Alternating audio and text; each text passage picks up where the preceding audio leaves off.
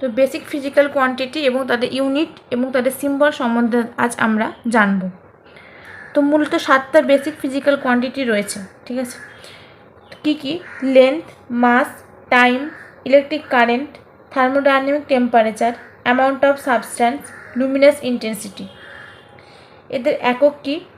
লেন্থের একক হচ্ছে মিটার, মাসের হচ্ছে কিলোগ্রাম, টাইমের হচ্ছে সেকেন্ড, ইলেকট্রিক কারেন্টের হচ্ছে অ্যাম্পিয়ার, থার্মোডাইনামিক টেম্পারেচারের হচ্ছে কেলভিন, অ্যামাউন্ট অফ সাবস্ট্যান্স সেটা হচ্ছে মোল, আর লুমিনাস ইন্টেন্সিটি বা দীপন প্রাবল্য ওর একক হচ্ছে ক্যান্ডেলা।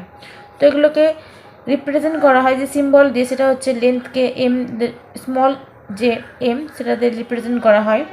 মাস সেটাকে রিপ্রেজেন্ট করা হয় কেজি দিয়ে, টাইমকে রিপ্রেজেন্ট করা হয় এস দিয়ে, কারেন্টকে রিপ্রেজেন্ট করা হয় যেটা এ দিয়ে, ক্যাপিটাল এ দিয়ে, আর থার্মোডাইনামিক টেম্পারেচারকে ক্যাপিটাল কে দিয়ে রিপ্রেজেন্ট করা হয়, অ্যামাউন্ট অফ সাবস্ট্যান্সকে রিপ্রেজেন্ট করা হয় মোল দিয়ে, আর যেটা লুমিনাস ইন্টেন্সিটি তাকে রিপ্রেজেন্ট করা হয় সিডি দিয়ে।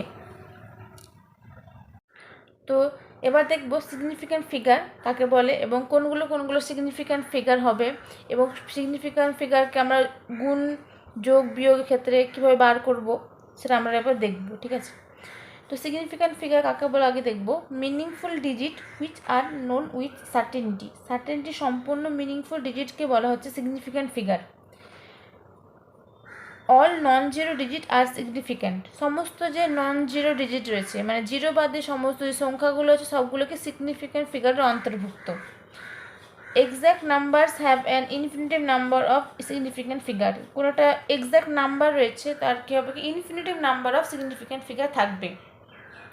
Zero before non zero digit or before decimal are not significant and zero between two non zero digit or any or after non-zero digit are significant provided they are on the right side of the decimal point। মানে কোনো non zero ডিজিটের আগে zero যদি থাকে কিংবা কোনো decimal পয়েন্টের আগে জিরো থাকে তাহলে আমরা কি দেখব, ওটাকে সিগনিফিক্যান্ট ফিগার হিসেবে গণ্য করব না। সবসময় কী হবে যে নন জিরো ডিজিট যেটা আছে ওর সবসময় পরে যদি জিরো থাকে কিংবা ডেসিমাল পয়েন্টের পরে যদি জিরো থাকে তাহলে সেটাকে আমরা কি সিগনিফিক্যান্ট ফিগারে অন্তর্ভুক্ত করব। কিংবা দুটো নন জিরো ডিজিট রয়েছে তার মাঝে যদি জিরো থাকে তাহলে সেটাকেও আমরা সিগনিফিক্যান্ট ফিগারের মধ্যে ধরবো। কিন্তু সাপোজ ওই নন জিরো যে ডিজিট আছে ওর আগে যদি জিরো থেকে যায় তাহলে আমরা ওটাকে সিগনিফিক্যান্ট ফিগারে ধরতে পারবো না, ঠিক আছে। এবার হচ্ছে কি যে যোগ বিয়োগ আর গুণ ভাগের ক্ষেত্রে কি নিয়ম রয়েছে। তো যোগ বিয়োগ ক্ষেত্রে কি রুলটা কি যে least number of decimal place দেখতে হবে। মানে আমরা সাপোজ দুটো সংখ্যাকে যোগ করছি কিংবা দুটো সংখ্যাকে বিয়োগ করছি, তখন দেখবো যে দুটো সংখ্যার মধ্যে যে সংখ্যাতে দশমিকের পরে সবথেকে কম সংখ্যক সিগনিফিক্যান্ট ফিগার রয়েছে আমরা ওটাকে কনসিডার করব। তখন কি হবে যে যোগ বা বিয়োগ করার পর যে সংখ্যাটা পাবো তখন আমরা রাউন্ড অফ করে ওই দশমিকের পর সবথেকে কম সংখ্যক যে সিগনিফিক্যান্ট ফিগারটা পাবো তত সংখ্যকই আমাকে রাউন্ড অফ করার পরে ওই সংখ্যকই রাখতে হবে। আর গুণ বিয়োগের ক্ষেত্রে গুণ ভাগের ক্ষেত্রে কি হবে যে আমরাকে কনসিডার করতে হবে, এর ক্ষেত্রে একটু নিয়মটা আলাদা। এর ক্ষেত্রে দশমিকের পরে দেখতে হয় না, এক্ষেত্রে টোটালটাকে কনসিডার করতে হয়। মানে দুটো সংখ্যাকে যখন আমরা গুণ করব কিংবা ভাগ করব তখন দেখব যে যেই সংখ্যা সব থেকে কম সংখ্যক সিগনিফিক্যান্ট ফিগার রয়েছে সেটাকে কনসিডার করব। তখন আমরা গুণ বা ভাগের পরে যে সংখ্যাটা পাবো তখন সেই অনুযায়ী আমরা করব। তো আমরা এটাকে এমনি বুঝতে পারবো না, একটা এক্সাম্পলের মাধ্যমে আমরা এবার বুঝবো। সাপোজ আমরা এই সংখ্যাগুলোকে যোগ করছি, তাহলে এই তিনটে সংখ্যার মধ্যে দেখব দশমিকের পরে কোন সংখ্যাতে সবথেকে কম সিগনিফিক্যান্ট ফিগার রয়েছে, ঠিক আছে।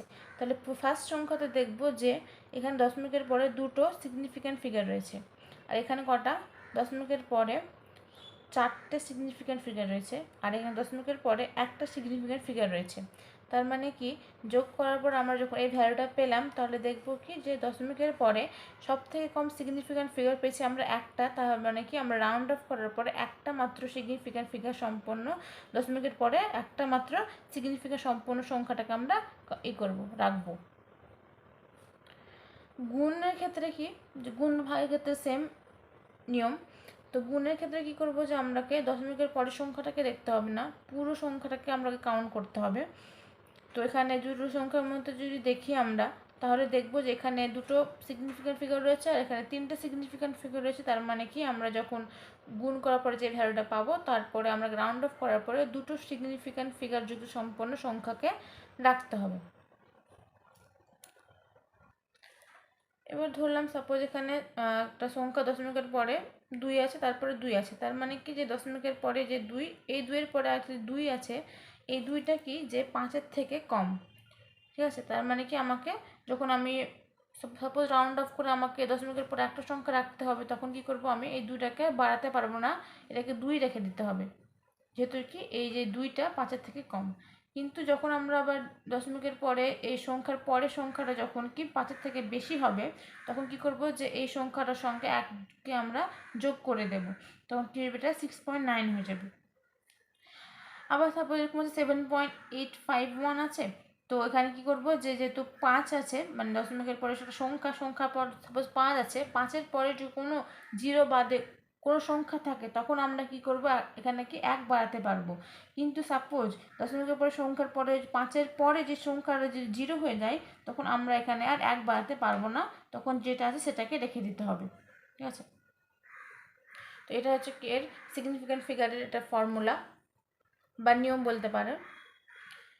এবার আমরা কিছু ফর্মুলা দেখব যে এই চ্যাপ্টারে কাজে লাগবে, এরকম কিছু ফর্মুলা আমরা আবার দেখব, important ফর্মুলাগুলো।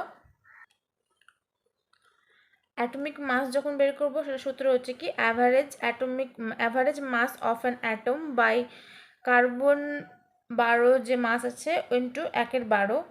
Average atomic mass is equal to relative abundance into atomic mass of 1 plus relative abundance into atomic mass of 2 by দুটোরই relative abundance এর যোগফল। Atomic mass is equal to equivalent mass into valency. Atomic mass is equal to molecular mass by atomicity. Atomic mass is equal to 6.4 by specific heat in calorie. Molecular mass is equal to average mass of one molecule by carbon 12 into 1/12. Actual mass of one molecule is equal to molecular mass into 1.66 into 10 to the power minus 24 gram. Normality is equal to volume strength by 5.6. Molarity is equal to volume strength by 11.2. Molecular mass is equal to 2 into vapor density. 1 mole is equal to 6.022 into 10 to the power 23 particles is equal to atomic mass or molar mass is equal to 22.4 liter of gas as STP. 1 gram atom is equal to n atom is equal to 6.023 into 10 to the power 23 atoms is equal to gram atomic mass. 1 gram molecule is equal to n molecule is equal to 6.023 into 10 to the power 23 molecules is equal to gram molecular mass. Number of gram atom is equal to weight in gram by gram atomic mass. Number of gram molecules is equal to weight in gram by gram molecular mass. Number of gram equivalent is equal to weight in gram by gram equivalent mass. Equivalent mass of an element is equal to atomic mass by valency. Equivalent mass of an acid is equal to molecular mass by basicity.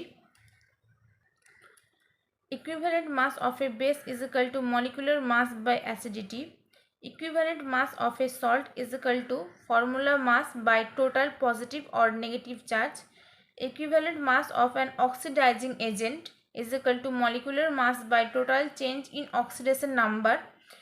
Percentage composition is equal to mass of the element by molar mass into 100. Mass percentage is equal to যেটা সলিউটের mass by নিচে solute plus সলভেন্টের mass into 100।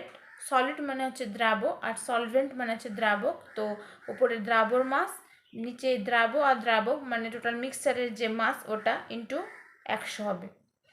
Molarity is equal two যেটা দ্রাব আছে দ্রাবর মাস by নিচে হচ্ছে দ্রাবর molecular mass into যে solution যেটা আছে সলিউশনের ভলিউম ml কত হবে into 1000।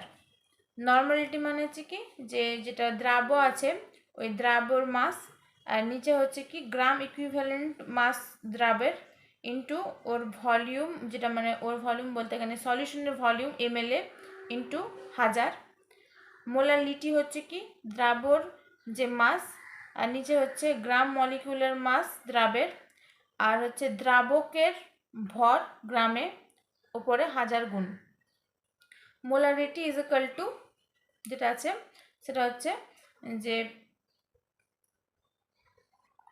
Molarity into gram molecular mass সলিউটের সমান হচ্ছে normality into gram equivalent mass. Molarity is equal to mass percentage into 10 into density by gram molecular mass. Mole fraction is equal to mole of the solute, মানে হচ্ছে কি যেটা দ্রাব ওর mole by নিচে দ্রাবর মোল প্লাস দ্রাবকের mole means total যে সলিউশন তার মোল। ঠিক আছে, আর এগুলো হচ্ছে কি এগুলো মেনলি যে ম্যাথগুলো আছে সেগুলোতে এই ফর্মুলাগুলো কাজে লাগে। সাপোজ একটা দেওয়া আছে যে একটা একজনের মলিকুলারিটি বলা আছে আর ভলিউম বলা আছে, আর একজনেরও মলিকুলার